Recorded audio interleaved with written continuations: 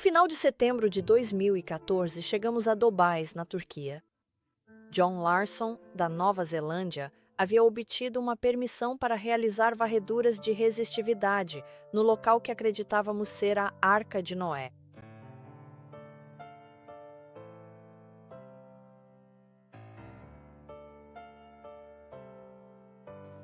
A imagem por resistividade é complexa e melhorou muito com o advento de computadores mais potentes e sistemas de resistividade. Basicamente, uma carga elétrica é usada para mapear características subterrâneas com base na resistência elétrica dos objetos sob a terra. Na parte 1, você pode ver as varreduras sendo realizadas. Para obter uma imagem de todo o local, foram feitas 13 varreduras. Foram necessários vários dias para concluir as varreduras. Um dia, quando não pudemos trabalhar no local, John ficou em seu quarto o dia todo. Mais tarde, ele saiu e nos pediu para encontrá-lo na sala de jantar do andar de cima. Ele havia conseguido obter as primeiras imagens bidimensionais do que havia dentro do local em formato de barco. Vimos isso na tela. Sob a superfície do local, a extremidade inferior tinha o formato de um navio enorme e aerodinâmico. Mostrava o espaço vazio onde parte do casco estava faltando, exatamente como Ron Wyatt havia documentado nos anos 80. Foi só alguns anos depois que John teve o software para renderizar as imagens em 3D, e o que as imagens em 3D mostraram era consistente com o de um navio que havia sofrido muitos danos. Afinal, se for mesmo a Arca de Noé, como todos acreditamos, é o objeto feito pelo homem mais antigo da Terra e está empalado em um enorme afloramento rochoso. Os escaneamentos mostraram claramente que aquilo não era um objeto natural e parecia um enorme naufrágio. À medida que os escaneamentos são visualizados, cada cor separada indica uma resistência elétrica diferente do material sob o solo. O software dá a John a capacidade de filtrar certas resistências para focar em substâncias semelhantes, como eliminar lama em comparação com materiais mais densos. A porção acima do solo é apenas a ponta do iceberg, por assim dizer. Este escaneamento mostra o comprimento completo da arca a partir do lado direito, que é o mais próximo do centro de visitantes. A linha mostra o nível do solo e a extensão dos restos abaixo da superfície. O afloramento rochoso é visível nesta foto. É nisso que o navio ficou empalado e o que o manteve no lugar enquanto deslizava pela encosta da montanha em um fluxo de lava. Os efeitos da colisão eram vividamente evidentes em 1985, quando Ron e seus associados fizeram varreduras com detector de metais e conectaram o padrão das leituras com fitas. A primeira coisa que John queria ver era a extensão da rocha que empalava o navio. Pela simples observação, parece que ela se estende até o meio do navio, até a linha central. Mas as varreduras revelaram que o próprio afloramento rochoso penetra até cerca de 8 metros da linha central da embarcação. Uma parte superior dessa rocha havia se quebrado e caído sobre a superfície superior do navio, fazendo parecer que a massa total de rocha é na verdade muito maior e que ela penetra no navio mais do que realmente penetra. As varreduras mostram que o casco é abruptamente cortado onde a rocha o intercepta, e isso é consistente com o dano que seria esperado se um navio de casco de madeira colidisse com uma rocha e ficasse empalado nela. O dano distorceu o lado direito e fez com que o casco se projetasse para fora, como é visto hoje. Isso faz com que o formato atual deste navio pareça ser mais largo do que realmente é. As varreduras mostram que a parte superior do casco no lado direito se quebrou completamente e se separou da seção principal do navio, inclinando-se para fora. A seção intacta do casco, que inclui o lado esquerdo e o centro da embarcação, mostra-se consideravelmente mais resistente do que a seção separada do lado direito. Isso seria esperado porque, em um navio de madeira, a quantidade de danos que o lado direito sofreu quase certamente teria rachado a estrutura do casco naquela área, tornando-a mais permeável à água e aumentando sua condutividade. Aqui, o lado direito do formato do casco é mostrado reposicionado e movido de volta para sua forma original, onde volta a se unir à seção principal do casco e fica simétrico ao lado esquerdo. O agrupamento das linhas de contorno de resistividade na fronteira entre o formato do casco e o material ao redor indica que ocorre uma mudança súbita nas propriedades do material nesse limite. O material dentro do formato do casco possui uma resistividade elétrica diferente em comparação ao material fora do contorno do casco. E ambas essas áreas são marcadamente diferentes das propriedades elétricas da rocha.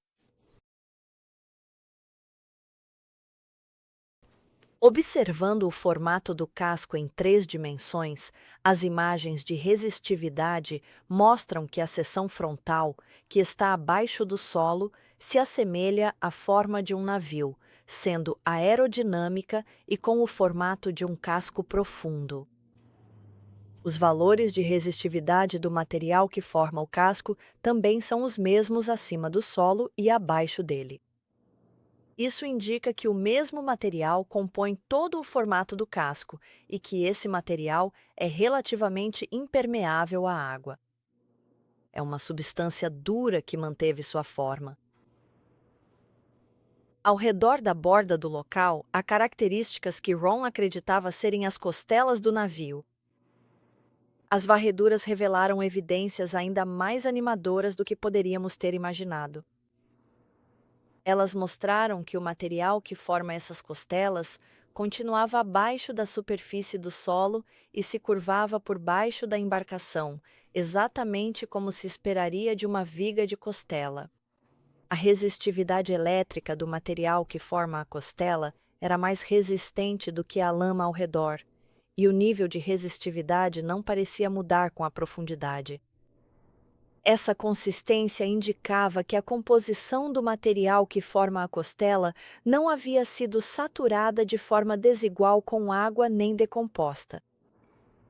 Em vez disso, o material parece ainda manter sua própria estrutura e é relativamente impermeável à água. Ron Wyatt costumava apontar no lado interno do casco do navio para uma série de saliências igualmente espaçadas que se projetam a 90 graus da borda externa do casco em direção ao interior do navio. Ele acreditava que essas eram vigas de assoalho que um dia sustentaram um piso ou teto de algum tipo. As varreduras revelaram que essas saliências tinham a mesma resistividade do material aparente das costelas. Elas também revelaram que se estendiam para dentro do casco e se conectavam diretamente à costela adjacente, exatamente como Ron acreditava. As varreduras mostram que, dentro do formato do casco, há 3 superfícies planas distintas de material, que se estendem por toda a largura do interior do casco.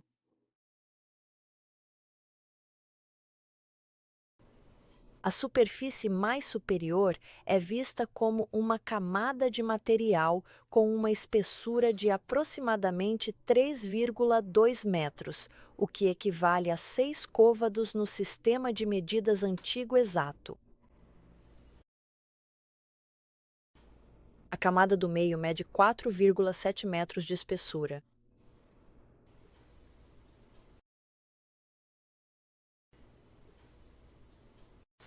A altura do convés mais baixo, do chão ao teto, mede 7,8 metros, que correspondem exatamente a 15 côvados antigos. Ao longo da linha central exata do navio, as varreduras identificaram uma área de resistividade muito maior, que possivelmente é uma cavidade aberta. A borda inferior dessa cavidade está inclinada em um ângulo de 35 graus em relação aos convéses do navio e desce em declive, como uma escada central onde conecta os convéses superior, intermediário e inferior. No meio da escada, no mesmo nível do piso do convés intermediário, o ângulo da área da escada se nivela, ficando com a mesma orientação do convés intermediário, formando o que parece ser um patamar horizontal. O ângulo do piso da área em forma de escada então retorna e desce em direção ao piso do convés inferior. Outra área, que apresenta um nível igualmente alto de resistividade, está posicionada no convés intermediário e diretamente ao lado da área central em forma de escada, a qual se conecta. A borda inferior dessa área está situada na mesma elevação do que se supõe ser o patamar da escada no convés intermediário. Essa área tem formato quadrado e mede aproximadamente 4 metros de altura e 5 metros de largura. Ela tem formato de corredor e está orientada a 90 graus em relação à forma da escada, de modo que conecta o que parece ser a escada. O patamar central no convés intermediário com a borda externa do lado esquerdo do casco. A forma de corredor é o único local que penetra pelo lado do casco.